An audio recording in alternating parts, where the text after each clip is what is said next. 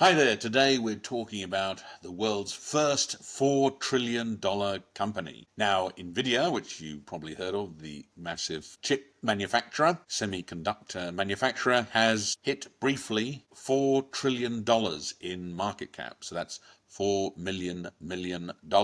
Now, they produce those gigantic Grace Hopper and Blackwell chips that are great for artificial intelligence, doing billions and quadrillions of data points a second, assisting generative AI. So that's basically why they've done so well. However, there's a background to this which is actually quite interesting. Some of you may have heard of something called the solo paradox, and basically it's the strange death of productivity in the last 20 or 30 years because, well, we don't know why. We don't know what the because is.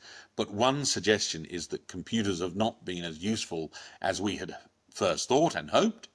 And this advent of artificial intelligence in terms of these large language models and these massive new computer chips, the Grace Hopper and the Blackwell chip made by NVIDIA, should allow computers to be far more useful. And for those of us who are already using things like ChatGPT and Anthropic and Perplexity, we're certainly already finding that. Gemini and a whole range of other artificial intelligence platforms are already finding that it's a magnificent new form of search, amongst other things. So that's the reason that NVIDIA, which many of us hadn't heard of a few years ago, has done so well, because they not only have massive demand for their product, and they're significantly profitable, as you have to be at that level, but also because they help galvanize a global trend or even group of megatrends in terms of digitalization, computerization, and making all computers more useful. And as a result, we may be coming to the massive inflection point, whereby humanity not necessarily as a whole, but as more of us realize that computers are incredibly useful and log in more often and log in longer. And that appears to be what is happening. And the value of tech companies, computer companies, are going up as a result. And we now see massive benefits coming from digitalizations.